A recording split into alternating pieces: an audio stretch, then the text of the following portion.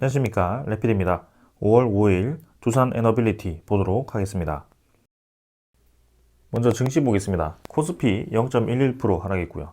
코스닥도 0.83% 하락하면서 증시 자체가 또 후반으로 갈수록 좀 내려가는 그런 움직임이 나왔습니다.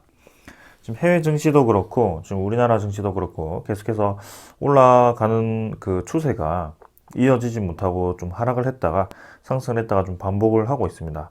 그만큼 이제 변동성이 큰 장이라고 볼 수 있을 것 같고요. 네. 하루하루의 그런 움직임에 따라서 좀 많이 장이 흔들리다 보니까 좀 종목을 여러 개를 투자를 하거나 혹은 짧게 짧게 투자하시는 분들에 대해서 좀 주의가 필요한 그런 구간이라고 볼 수 있을 것 같습니다. 그래서 뭐 에너지 관련 기업, 뭐 아니면 뭐 농업 관련 기업, 네, 그런 것도 이제 테마 따라서 러시아 전쟁이라든지 뭐 그런 거에 따라서 막 급등을 했다가 급락을 했다가 반복을 하는 종목들이 있는데요.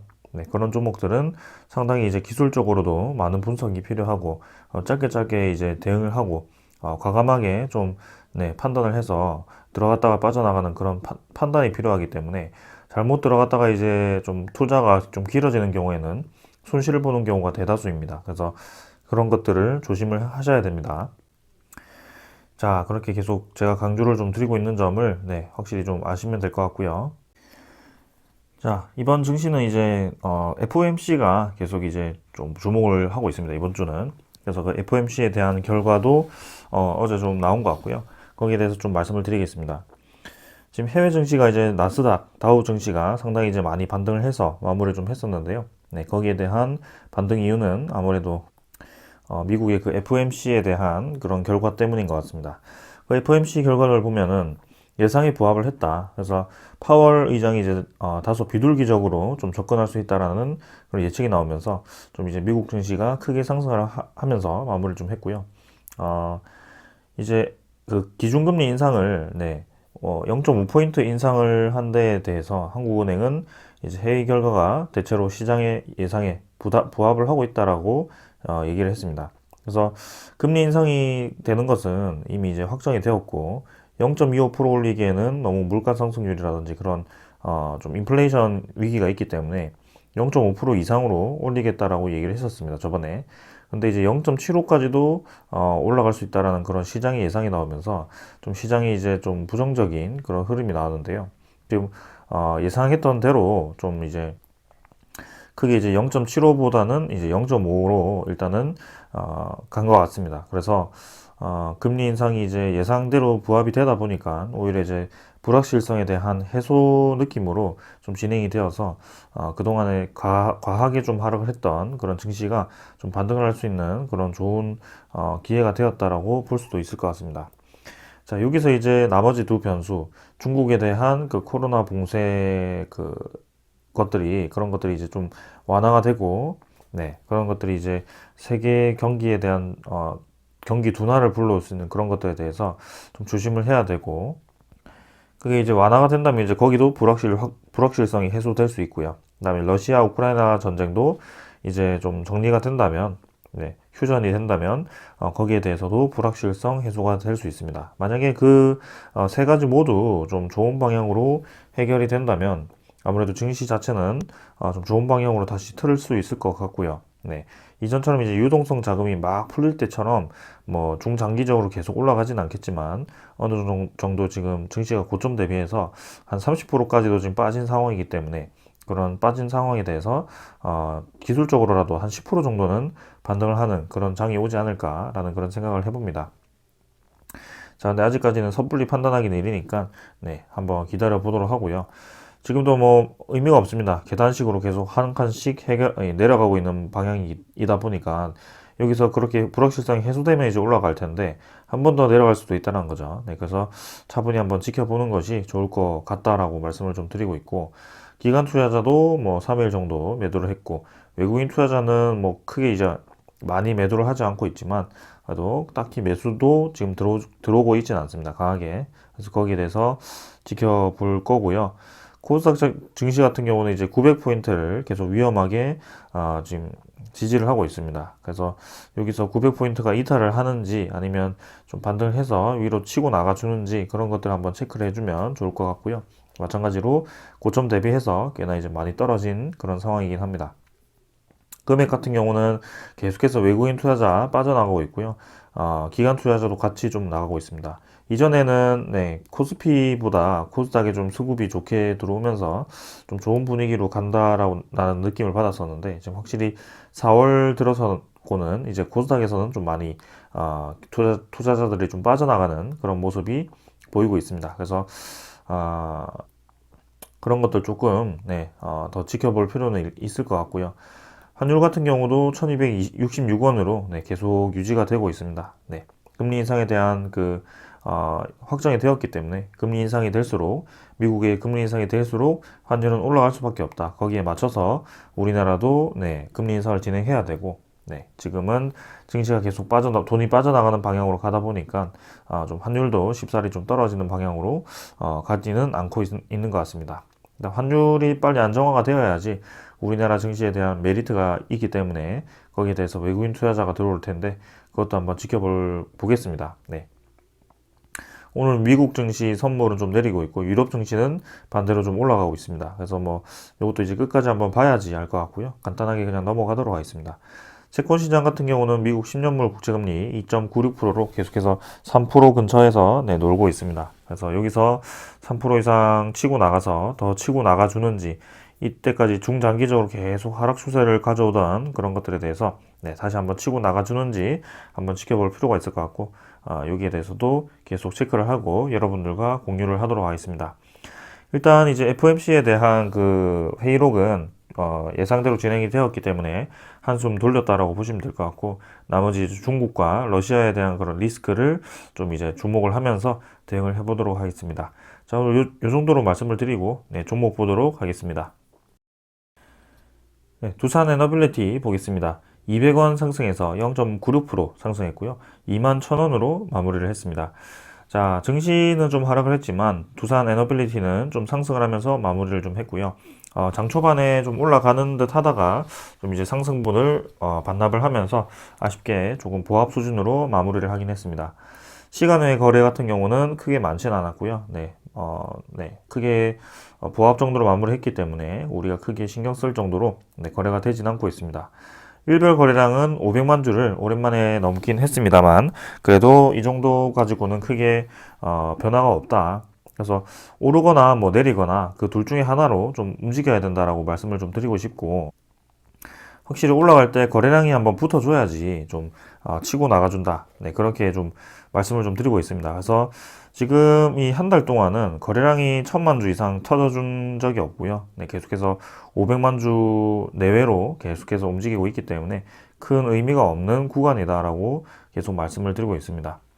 자, 그래서 지금 원전 테마가 같이 좀 움직이는 그림이 나와줄 듯 말 듯 하면서 좀 그러고 있는데 일단 어제 같은 경우는 한전 기술이 굉장히 크게 올랐습니다. 10% 정도. 그래서 한전 기술이 좀 거래량이 붙어주면서 이런 식으로 거래량이 붙어줘야 된다는 겁니다.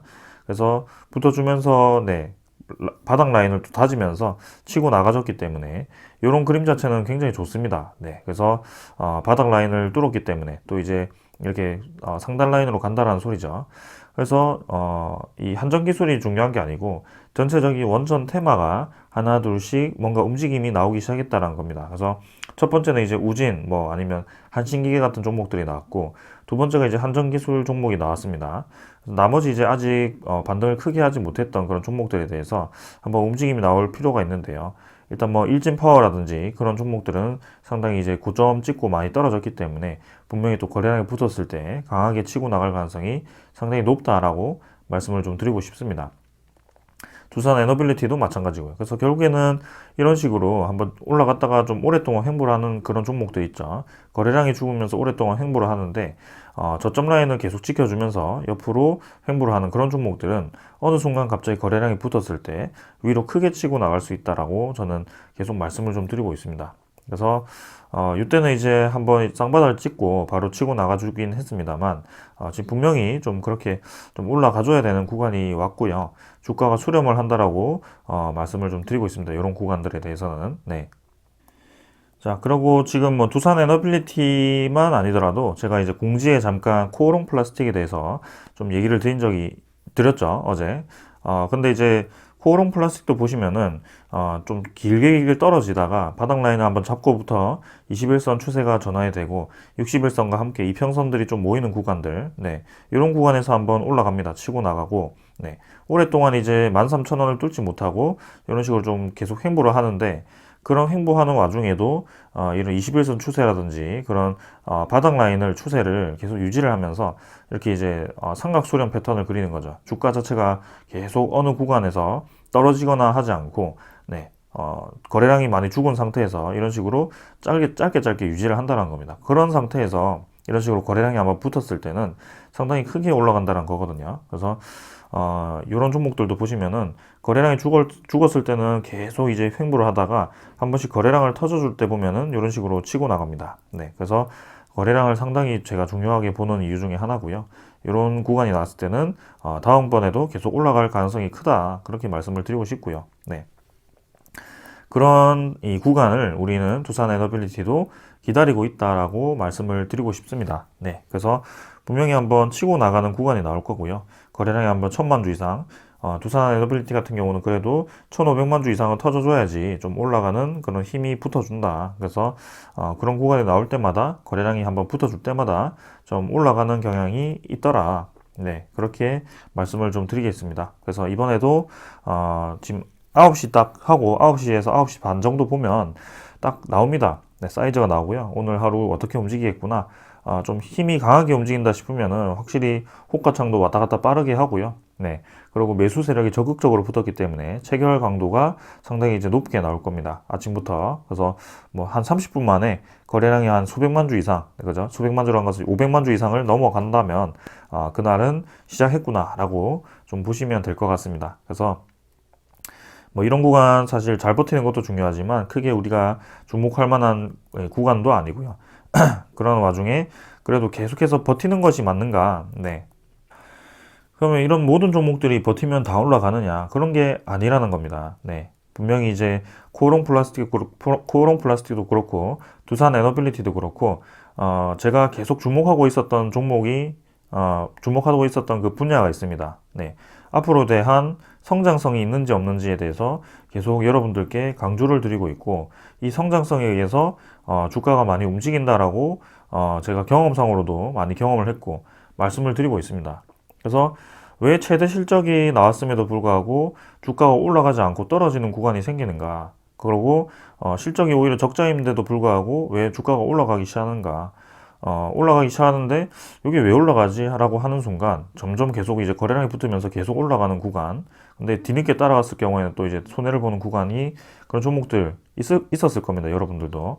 그래서 제가 계속 강조를 드린 점입니다. 이게 네, 성장성이 있으면, 네, 주가는 이미 미리 올라간다. 주가죠, 이게. 노란색이 주가고요. 파란색은 뭡니까? 매출입니다. 네, 그래서 성장성이 확보되어서 수주량이 늘어나는 순간 바로바로 매출화가 되는 게 아니고, 적어도 이제 반년 아니면 뭐 1년 이상 뒤에 점점 이제 그런 수주 잔고가 매출화가 되면서 매출이 늘어나기 시작합니다. 네, 근데 어느 순간 이제 시장이 포화가 되어서 성장성이 좀 떨어진다, 혹은 성장성이 멈추는 구간이 생긴다라고 했을 때는 이런 기관 투자자들, 약속 빠른 기관 투자자들은 바로 그런 것들을 분석을 합니다. 매년 시장 성장률이 어떻게 될 것인가. 그리고 이 분야가 이제 서서히 이제 포화가 되고 성장성이 없어진다라고 했을 때는 아무리 매출이 좋게 나오더라도 메리트가 없다, 앞으로에 대한 메리트가 없다라고 판단을 하고 다른 분야로 갑니다. 성장성이 높으면 다른 분야로 가기 때문에 이런 주가 자체는 미리 반영이 되고 미리 떨어진다. 그게 이제 선반영이라는 얘기입니다, 여러분들. 그래서 어떤 기업이 계속 성장을 한다, 그러면 뭐 선반영에 의해서 좀 올라갔다가 조정이 있더라도 분명히 다시 올라갑니다. 이런 종목들은 이렇게 파동을 그리면서 올라갈 수밖에 없는데요. 근데 이런 성장성이 어느 순간 멈추거나 떨어진다라고 했을 때는 주가는 떨어질 수밖에 없습니다. 그래서 여러분들이 이런 성장성에 대한 하락분을 예상하지 못하고 여기서 버틴다면 이제 당연히 같이 떨어지겠죠. 서서히 이제 거래량이 죽은 채로 떨어질 수밖에 없습니다. 그런 구간에서는. 근데 두산 에너빌리티는 저번에 말씀드렸지만 성장성이 지금 포화가 된 상태가 아니다. 그리고 성장성이 이제 시작하는 구간이다. 시장이 이제 수요가 늘어나기 시작했고 거기에 대해서 이제 수주가 본격적으로 시작이 되는 타이밍이다. 네. 적어도 2030년까지는 좀 그런 시장이 꽉꽉 채워지는 그런 구간이 될 것이고, 네, 내년까지도 상당히 이제, 네, 시장의 초입기이기 때문에 상당히 저는 좋은 방향으로 가지 않을까라는 생각을 해봅니다. 그래서 적어도 SMR 기업, 뉴스케일 파워 이외에도 여러 기업들이 좀 이제 경쟁 기업들이 생기고 뉴스케일 파워가 시장을 독점하지 못하는 그런 상황이 왔을 때는 이제 두산 에너빌리티도 성장성이 이전보다는 좀 떨어질 수 있겠구나라고 생각을 할 수도 있겠죠. 네. 왜냐하면 이미 시장이 포화가 되었기 때문에. 근데 지금 SMR 시장은 뉴스케일 파워 거의 독점 시장으로 가고 있고요. 네. 거기에 독점으로 두산 에너빌리티가 공급을 하고 있다라는 그런 사실이 굉장히 중요하다는 겁니다. 제가 계속 네, 그런 근거 없이 버티라고 말씀드리는 게 아니기 때문에 지금은 충분히 기다릴만 한 구간이다라고 말씀을 좀 드리고 싶고요. 이런 흐름 자체를 좀 전체적으로 지켜보시고 이 산업에 대한 트렌드를 제가 계속 중요시하게 얘기하는 이유 중에 하나가 그겁니다. 네, 결국에는 주가가 뭐 올라가든 내려가든 파동을 타든 그런 산업의 방향이 간다면 산업의 방향이라는 것이 성장성이죠. 네, 그런 기업과 결이 맞다면 분명히 갈 수밖에 없습니다. 그런 성장성이 늦게 좀 이제 생각보다 늦게 오더라도 네, 올라간다는 겁니다. 그래서 지금은 기술적으로 보더라도 주가가 많이 수렴을 한 구간이고 그리고 지금 타이밍적으로도 이제 정권이 바뀌면서 원전에 대한 투자도 계속 늘어났고요. 그 다음에 재무도 개선이 되었고요. 네, 기존에 이제 탈원전으로 해서 죽어가던 사업이 살아나고 1번이죠. 그 다음에 재무가 살아나기 시작했고 그 다음에 3번 SMR과 같은 그런 성장성 사업들이 추가가 되면서 이제는 뜬구름 잡기가 아니고 SMR 같은 경우는 바로 올해 빠르면 올해 이 수주를 하면서 네, 매출이 발생할 수 있는 그런 이 분야가 되었고 수소 같은 경우도 수소 에카플랜트, 수소 가스터빈도 이제 개발을 하고 있지만 뭐 수소 연료 전지라든지 그런 것들에 대해서 이제 점점 가시화되고 있는 상황입니다. 그래서 이 수소라는 것이 SMR과 같은 그런 원전과 연계해서 또 이제 지금 가고 있는 이 트렌드이기 때문에 이제 원전 수소 이렇게 딱 분리할 것이 아니고 그런 에너지 파트들이 큰 움직임들이 이게 다 연결이 되어 있다는 겁니다. 해상풍력, 뭐 원전, 수소 이런 게 다 연결이 되어 가지고 뭐 ESS도 필요하겠죠. 그런 것들이 이제 다 연결이 되어서 진행이 되고 있다는 겁니다. 그러는 면에서 이 두산 에너빌리티라는 이 기업은 종합적인 솔루션을 제공할 수 있다는 점에서 상당히 메리트가 크다라고 생각을 좀 하고 있고요. 한 가지 좀 위험한 점이 있었다면 이제 차입금이 많았고, 그 다음에 중공업에 대한 비중이 좀 높았고, 네. 그래서, 그럼 영업이익에 대한 그런 것들이, 네, 조금은 부족했죠. 아직까지도 이제 두산 뭐 밥캣과 같은 그런 주식 파생 상품인가요? 그런 것들에 대해서 좀 손실이 발생할 수 있는 좀 그게 있긴 하지만, 이제는 이전과 좀 많이 달라졌다, 분위기가. 네. 그렇게 생각을 하고 있습니다. 결국에는 작년부터 해가지고 재작년부터죠. 꾸준히 들고 오니까 이렇게 평균 단가가 한 칸 올라갔죠. 뭐 사실 이때까지만 하더라도 한 두세 배까지도 수익을 볼 수 있는 그런 구간이었지만 지금 뭐 결국에는 뭐 횡보를 해서 떨어뜨리긴 했습니다만 결국에는 계단이 한 번 더 올라간다면 우리는 평균 단가가 이렇게 올라가는 겁니다. 그래서 여러분들이 최소 2, 3년 투자해가지고 자신의 자산을 수익을 200%를 달성한다라는 게 그게 쉬운 게 아닙니다. 네, 계속 말씀을 드리고 있지만 이 국내 증시 혹은 해외 증시 그 분위기를 보았을 때 이런 하락장에서 돈 버는 게 얼마나 힘든 것인지 여러분들도 잘 아실 겁니다. 그래서 지금 제가 어떻게 접근을 하고 있는지 어떤 이유 때문에 이런 기업을 투자를 하고 버티고 네, 있는 것인지 그런 것들을 계속 공부를 하시고요. 제가 뭐 100% 맞다. 그리고 분석을 너무 잘한다. 그렇게 보기보다는 여러분들도 같이 좀 그런 걸 분석을 해주셔서 뭐 의견을 남겨주시거나 아니면 뭐 어떤 부분에 대해서 좀 추가를 했으면 하는 그런 부분에 대해서 좀 적극적으로 댓글을 남겨주시면 저도 지금 최근에는 바빠서 좀 답글을 못 드리고 있지만 읽어보기는 다 읽어보고 있습니다. 네, 그래서 그런 것들에 대해서 좀 이제 유기적으로 좀 소통을 하면서 진행했으면 좋겠습니다. 자, 아무튼 두산 에너빌리티 차트는 아무 문제 없이 진행이 되고 있다라고 말씀드리고 싶고 5월 달에 거래량이 한번 움직여 주는지 그 정도 한번 체크를 해주면서 지켜보자 그렇게 말씀을 드리겠습니다. 자, 투자자 같은 경우는 기관 투자자 17만 5천 주 매수했고요. 외국인 투자자 54만 주 매수하면서 오랜만에 또 양매수가 들어왔습니다. 그래서 개인 투자자만 좀 매도를 했고요. 뭐 200원 올라서 조금 뭐 아쉽긴 했습니다만 결국에는 또 수급 자체는 좋은 분위기로 흘러갔습니다. 그래서 금융 투자 이제는 확실히 매도를 적극적으로 하지 않습니다. 이제는 매수 매도를 반복을 하면서 크게 지금 관여를 하지 않고 있고요. 보험, 투신 같은 경우는 지금 4월달 들어서는 꾸준히 좀 두산 에너빌리티에 대해서 좀 매수하는 방향으로 진행이 되고 있는 것 같습니다. 특히 투신 투자자가 많지는 않지만 꾸준히 지금 뭔가 두산 에너빌리티에 대해서 좀 주식을 모아가는 모습이 보여지고 있고요. 그다음에 연기금 투자자에 대한 매도가 조금은 우려스러웠지만 그래도 3일 정도 크게 좀 매도를 하고 나서는 그대로 다시 한번 매수를 하는 모습입니다. 그래서 이전에 매수했던 그 물량에 대해서 다시 그냥 매도를 했던 뭐 그 정도로 좀 이해를 하시면 될 것 같고요. 결국에는 올해 전체 누적 수급을 보았을 때는 연기금 투자자는 크게 매수도 하지 않았고 매도도 하지 않았다. 그렇게 신주 상장이 많이 되었음에도 불구하고 이전에 뭔가 그런 차익 실현 물량이 많이 나오지 않았기 때문에 충분히 이해할 수 있는 대목이고요. 이 매도 물량을 쏟아내는 것이 장기화되지 않았기 때문에 저는 괜찮게 보고 있습니다. 자, 그래서 외국인 투자자가 계속해서 좀 뭐 이렇게 매도 잡힌 게 매수로 전환이 되었다라고 말씀드렸죠. 그래서 결국에는 지분이 좀 높아지는 방향으로 좀 진행되는 게 아닌가. 그래서 이 수급 자체도 좀 좋은 분위기로 전환이 좀 되고 있습니다. 그래서 조만간 좀 거래량이 실리면서 매수 세력이 한번 붙어 주었을 때 전 상당히 좀 기대가 되는데 아직까지는 큰 움직임은 보이지 않고 있습니다. 한번 계속 주시를 해보겠습니다. 자, 그 다음에 두산 에너빌리티에 대해서 공매도 잔고 한번 확인을 해볼 거고요. 공매도 잔고 1184만 주입니다. 그래서 잔고는 조금씩 올라가고 있고요. 여기서 뭐 크게 많이 늘어나진 않지만 야금야금 올라가고 있습니다. 근데 계속 공매도 1 거래량이 낮은 채로 유지가 좀 되고 있고요.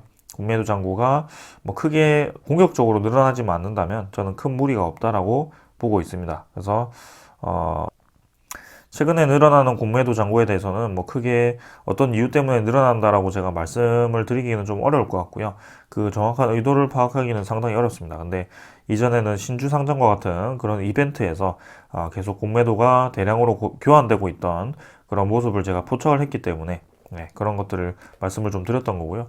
지금 뭐 이 상환 이후에 한 200만 주가량 좀 늘었지만 크게 지금은 두산 에너빌리티에 대한 주가를 끌어내리기 위해서 공매도 잔고를 계속 늘려간다 그렇게 보기는 좀 어려울 것 같고 일단은 뭐 평균 단가 우리가 맞추듯이 그런 식으로 공매도 평균 단가도 조금 맞춰가는 것이 아닌가 그런 생각을 좀 해봅니다. 자, 그래서 크게 늘어나지 않는 선에서 한번 지켜보도록 하고요. 그 다음에 이제 뉴스케일 파워 코퍼레이션 이 종목이 이제 추가가 되었습니다. 이제 미국 증시에 뉴욕 증시에 상장을 했고요. 10달러, 10.4달러 이렇게 거래가 좀 되고 있습니다. 그래서 첫 상장 때는 뭐 잘 선방을 한 것 같고요.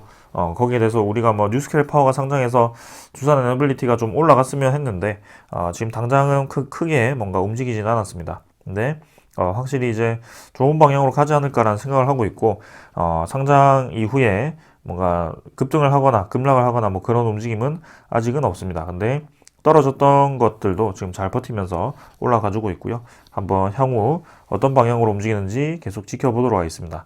이 뉴스케일 파워 이 관련해서는 계속 그 시장에 대한 투자가 늘어나고 있고 시장에 대한 규모가 커지고 있는 방향이다 보니까 좀 좋은 방향으로 갈 수밖에 없다라고 생각을 하고 있습니다. 그 다음에 두산 에너빌리티 대차장구는 오늘 좀 상환이 되었습니다. 110만 주 정도 상환이 되었고 체결은 44만 주 정도로 해서 한 70만 주 정도가 줄었네요. 그래서 2,730만 주 정도로 대차 잔고가 조금씩 계속 늘어나다가 다시 한번 좀 감소하는 방향으로 진행이 된 것 같고요. 공매도 잔고도 그렇고 대차 잔고도 그렇고 지금 뭐 크게 공격적으로 늘어나는 것이 아니기 때문에 아직까지 괜찮다라고 생각을 합니다. 그래서 계속 한번 지켜보도록 하고 외국인 투자자에 대한 지분은 54만 주 플러스에서 58만 주까지 이제 지분을 늘리면서 결국에는 보유율 자체가 9.44%입니다. 최근에는 9.4%, 9.3% 정도 유지가 되었는데 9.4%또 넘어가면서 최근에 그 비중 중에는 거의 최고의 비중이 아닌가라는 생각을 하고 있고요. 계속해서 이런 식으로 외국인 투자자가 두산 에너빌리티에 대한 지분을 늘려가는지 체크를 한번 해보도록 하겠습니다. 자, 오늘 이 정도로 이제 말씀을 다 드렸고, 이제 두산 에너빌리티에 대한 소식 전해드리도록 하겠습니다. 첫 번째 소식은, 영국과 이제 원전을 좀 협상을 하고 있다라는 얘기가 나오고 있습니다. 지금 우리나라 한수원이 지금 영국과 원전 건설에 대해서 협상을 하고 있다라고 얘기가 나오고 있고, 수출 강국 도약할 수 있는 좋은 기회가 되었다라고 좀 얘기가 나오고 있습니다. 자, 그래서 영국이 다수의 차세대 원자력 발전소를 건립하기 위해서 한국과 협상 중이라고 영국 데일리 텔레그래프지가 이렇게 보도를 했다라고 하고요.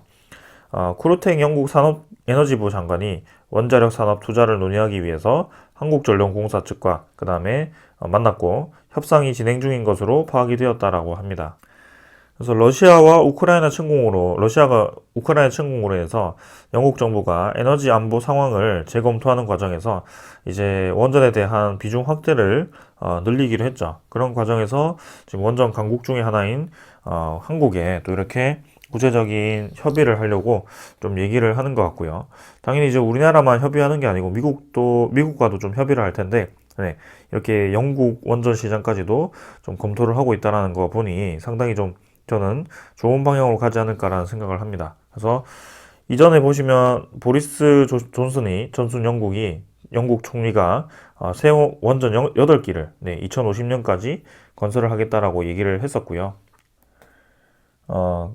거기에 대해서 지금 우리나라가 또 검토에 들어갔다라고 합니다. 지금 보시면 원래 이제 영국의 신규 원전 사업에는 프랑스 전력공사 EDF와 그 다음에 중국의 한 국영 기업이 제휴 업체로 관여를 했는데 이제 중국 업체는 배제가 될 것으로 보인다라고 합니다. 자, 이제 중국과 러시아가 계속 이렇게 배제가 된다면 우리나라가 계속해서 뛰어들 수 있는 시장이 커질 수밖에 없을 것 같고요. 지금 뭐 프랑스, 미국 그리고 한국 이렇게 3파전으로 지금 원전 시장을 모조리 좀 쓸어버리지 않을까 그런 생각을 좀 해봅니다. 그런 측면에서 내부에 있는 그런 원전 내부 기술이죠. 그런 뛰어난 기술을 또 두산 에너빌리티가 많이 가지고 있기 때문에 거기에 대해서도 좋은 방향으로 검토가 될 수 있을 거라고 생각을 합니다. 자, 그래서 러시아에 대해서 지금 6차 제재를 EU가 이렇게 발표를 했고요. 에너지 독립에 대해서 계속 강조를 하고 있습니다. 그래서 러시아에 대한 그런 석유 혹은 LNG 가스에 대해서 수입을 낮추고 수입 의존도를 낮추고 아프리카산이라든지 아니면 미국 쪽에서 그렇게 LNG 혹은 이제 그리스, 미국, 이집트 등으로부터 LNG를 수입할 수 있는 그런 대규모 해상 LNG 터미널에도 건설을 하기로 했다라고 합니다. 그래서 이제 러시아 쪽에 있는 그런 에너지 수입을 의존도를 확 줄이겠다라고 지금 전 세계가 움직이기 시작했고요. 그런 과정에서도 지금 뭐 이집트 원전도 그렇고 그다음에 그 핀란드 쪽도 그렇고요. 지금 러시아 로사톰에 대해서도 좀 제재에 대한 그런 불똥이 튀면서 그런 러시아 원전 사업에 대한 중단들이 하나둘씩 좀 나오기 시작했습니다. 그래서 그런 것들을 보았을 때는 지금 전 세계적인 그런 원전 붐이 일어날 경우에는 우리나라에 대한 그런 자리가 점점 늘어날 것이다. 그렇게 생각을 합니다. 상당히 이제 긍정적인 흐름이죠. 이런 세계적인 시장 트렌드도 상당히 전 중요하다라고 생각을 하는데 그런 분위기로 지금 흘러가고 있습니다. 그 다음에 이제 우리나라는 당연히 신한울 3, 4호기 재개에 공식화를 했고 거기에 대해서 좋게 계속 진행이 되고 있다 보니까 이런 중복되는 내용은 좀 넘어가도록 하겠습니다. 자, 그 다음은 이제 세계 688기죠. 여기서 21개 원전 해체를 완료했고요. 나머지 이제 노후화된 원전이 점점 이제 시간이 지날수록 나오게 될 텐데 거기에 대해서는 이제 2051년 이후에는 시장 규모가 549조 원으로 그 원전 시장이 원전 해체 시장이죠. 그게 기대가 된다. 그러면 여러분들 지금 2051년 이후에 시장 규모가 549조인데 SMR이 이제 2040년까지였나요?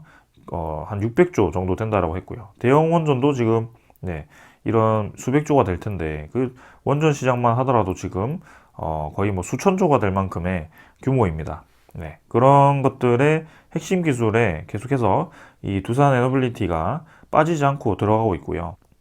국내 건설사들도 수혜를 볼 수밖에 없는 그런 구조에 있다라는 겁니다. 네. 그래서 이렇게 원전 해체 시장도 기술을 계속 개발을 하고 있고 두산 같은 경우는 한송등과 손을 잡고 해체 기술을 확보를 하고 있다라고 합니다. 그래서 원전 해체 분야 이제 후발주자입니다. 우리나라는. 그래서 상당히 이제 기술력이 좀 떨어져 있긴 하지만 그래도 두산 에너빌리티가 대표적인 기업으로 이렇게 손꼽히면서 그 기술력을 개발을 하고 있습니다. 그래서 두산 에너빌리티는 진펠캄프와 기술 사업 협력을 맺은 것은 물론 한국 수력 원자력, 한국 KPS 등과 손을 잡고 해체 관련 기술 대부분을 확보를 한 상태라고 합니다. 이 진켈캄프가 이제 독일 쪽 기업이었던 것 같아요. 그래서 거기서 해체를 했던 그런 노하우와 그런 기술을 좀 이전을 받는 상황이고요. 그런 기술을 대부분을 확보를 했다라고 합니다.